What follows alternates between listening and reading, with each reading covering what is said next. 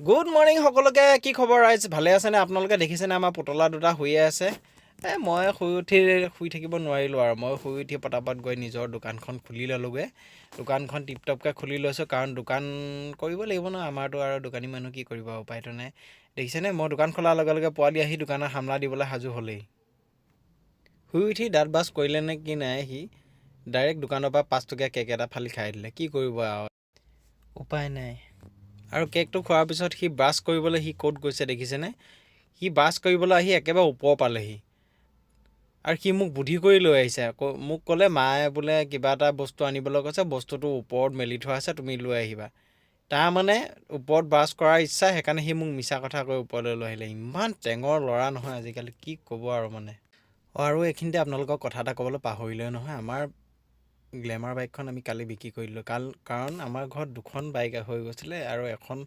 Scooty থাকিলে সুবিধা হয় মানে ল'ৰা অনা নিয়া কৰা স্কুললৈ ধৰি লওক কিবাকিবি বস্তু অনা নিয়া কৰিবলৈ স্কুটি এখন প্ৰয়োজন হয় গতিকে এইখন লৈ ল'লোঁ আৰু বাইকখন বিক্ৰী কৰি আৰু ককাকে পূজা কৰি আছে নাতিয়েকে ওপৰত উঠি ফূৰ্তি কৰি আছে দেখিছেনে বাৰু তাৰ একেবাৰে এপাক ফুৰিবলৈ মই বোলো ৰ পূজা কৰি লওঁ তাৰপিছত ফুৰিবলৈ যাম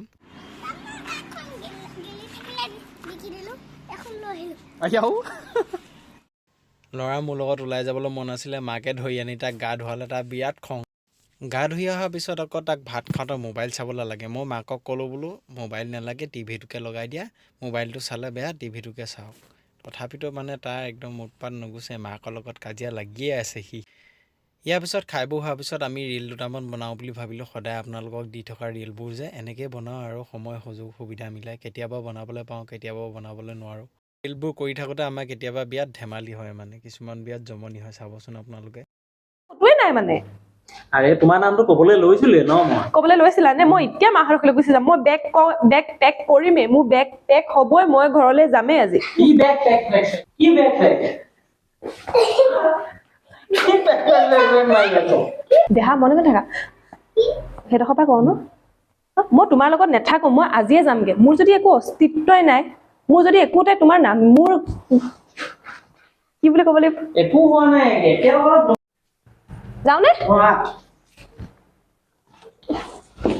মই যাওঁগে মাহঁতৰ ঘৰলৈ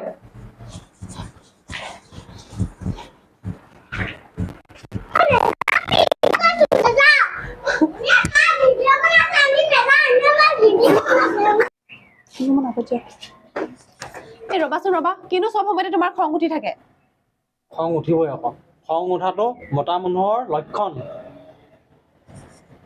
আৰু খং কমাটো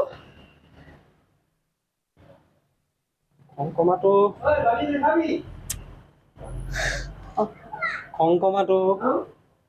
কমাটো বিবাহিত আৰু মই কৈ দিছো আৰু খং কমাটো বিবাহিত পুৰুষৰ লক্ষণ আৰু এনেদৰে আমাৰ সময়বোৰ গৈ থাকে আজি বহুত দিনৰ মূৰত আমাৰ এই মালটনা গাড়ীখন আহিলে মানে এইখন ভাড়াত দি থোৱা আছিলে আজি 1 মাহ হ'ল গতিকে 1 মাহৰ পিছত মই ঘৰলৈ গাড়ীখন লৈ আহিলোঁ আৰু লৈ অহাৰ পিছত গাড়ীখন চালোঁ গাড়ীখন বহুত লেতেৰা হৈ আছে গতিকে আজি ভাবিলোঁ গাড়ীখন ধুনীয়াকৈ ধুই পেলাওঁ যিহেতু মই বস্তু বহুত আদৰত ৰাখোঁ মই কেতিয়াও মানে বস্তুবোৰ বহুত আপডালত ৰাখোঁ মানে মই ভাল লাগে মোৰ কিবা এটা হাতত ব্ৰাছ লৈ মই গাড়ীখন চাফা কৰাত লাগি গ'লোঁ গাড়ীখন কিনিলোঁ হয় কিন্তু মই নিজে নচলাওঁ আৰু মই এনেই ঘৰত ফুলদানি নিচিনাকৈ সজোৱাই থোৱা আছিলে গতিকে 1 মাহ ভাড়াত দি থৈ দিছিলোঁ আৰু 1 মাহৰ পিছত আজি ঘৰলৈ আনিলোঁ আৰু অনাৰ লগে লগে গাড়ীখন দেখি কিবা ভাল নালাগিলে গতিকে মই গাড়ীখন প্ৰথমতে চাফা কৰি লওঁ বুলি ভাবিলোঁ আৰু গাড়ীখন ভালকৈ মই চাফা কৰিলে একদম ভালকৈ চাফা কৰোঁ মানে একেবাৰে ধুই শেষ হোৱাৰ পিছত আপোনালোকক দেখুৱাম বাৰু কেনেকুৱা হ'ব আৰু মই আগতে কাৰ ৱাশ্বাৰ মেচিন এটা কিনি থৈছিলোঁ আৰু এই মেচিনটোৱে আজি ধুনীয়াকৈ গাড়ীখন ধুব লাগিব এইখিনি সুবিধা থাকিলে ঘৰত গাড়ীখন ধুব পাৰি নহ'লে আকৌ কাৰ ৱাশ্বিং পইণ্টলৈ যাব লগা হয় কেতিয়াবা এইখিনি লগাওঁতেও বহুত সময় লাগি যায় মানে মেচিনটো লগাওঁতে ফিট কৰোঁতে পাইপ লগাব লাগে কিবা লগাব লাগে সেইটো কাৰণেই ৱাশ্বিং চেণ্টাৰতে ধুবলৈ গুচি যাওঁ আৰু আজি সময় আছে কাৰণে নিজে ধুবলৈ লৈছোঁ এয়া পানী উলিয়াই লৈছোঁ টেপৰ পৰা দেখিছেনে গাড়ীখন কিমান লেতেৰা হৈ আছে মই গোটেই গাড়ীখনৰ মেটবোৰ বাহিৰলৈ উলিয়াই দিলোঁ আৰু এইখন চাওক গোটেই লেতেৰা গোটেই গাড়ী লেতেৰা মানে কি কৰিব আৰু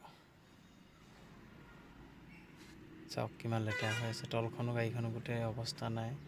গোটেই ভিতৰৰ ডেছবৰ্ড চেছবৰ্ড চব লেতেৰা হৈছে। গতিকে ভাবিছোঁ ধুই চাফা কৰি লওঁ আৰু। ইপিনে আকৌ মই গাড়ী ধুব লওঁতে আমাৰ মহাপণ্ডিত ওলালেহিয়ে নহয় আৰু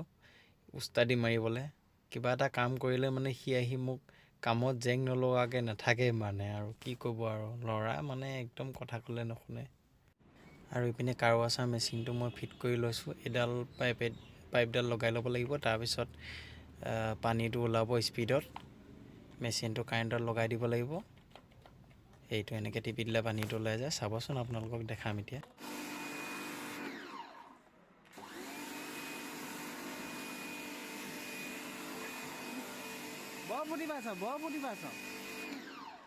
মোক আৰু কামত বিধি পথালি দিবলৈহে সি আহিলে, সি সেইটো লৈ খেলিবলৈ বিচাৰিছে। কামত বোলে মোক সহায় কৰে, মোক এঘণ্টাত হ'বলগীয়া কামটো সি 2 ঘণ্টা লগাব এতিয়া।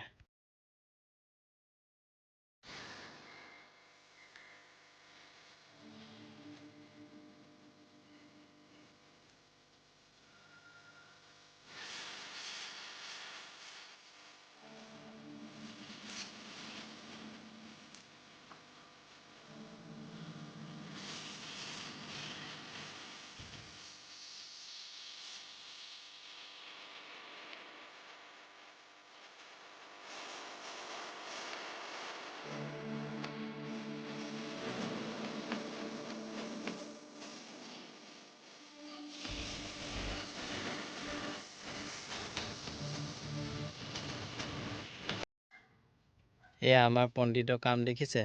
গাড়ী ধুবলৈ মই ৱাছাৰটো লগালোঁ, সি আহি পেলাই পানী ক'ত মাৰি আছেহি। এয়া চাওক, 2.5 ঘণ্টামান লাগিলে গাড়ীখন ধুওঁতে দেই, আজি বহুত দেৰি লাগিলে। ভিতৰ বাহিৰ চব ধুনীয়াকৈ ধুই একদম চাকাচাক কৰি দিলোঁ, একদম নতুন গাড়ী নিচিনা বনাই দিলোঁ। দেখিছেনে কিমান ধুনীয়া হৈ আছে। এনেকৈ এখন গাড়ী ধুলোঁ, যেতিয়া স্কুটিখনো ধুই পেলাওঁ বুলি ভাবিলোঁ, স্কুটিখনো উলিয়াই পেলাই পানী মাৰিব ধৰিলোঁ। আৰু গাড়ী ধুই মেলি শেষ হোৱাৰ পিছত মই একদম আহি পেলাই এনেকুৱা ভাগৰ লাগিলে, মই আহি গাড়ীত শুই আছোঁহি এনেকৈ। কিবা এটা খাব লাগিছিলে নহয়। কি খোৱা আকৌ এতিয়া তুমি? কি খাবা? মই যি খাব লগা আছে সেইবোৰ সদায় খায়ে আছোঁ। What do you mean? গালি সপনি পেট ভৰে জানো? সেইবোৰে পেট ভৰি যায়, বেলেগ বস্তু খাবই মন নাযায় দেখোন। সেইবোৰ খালে গেছ হয় নাই? তই যা ভিতৰত যা গো ইনচাইড গো। আজিলৈ আমাৰ চমু ব্লগটো ইমানতে সমাপ্তি কৰিলোঁ। আপোনালোকে চাই কেনেকুৱা পালে ক'বলৈ নাপাহৰিব দেই। বাই বাই, আকৌ লগ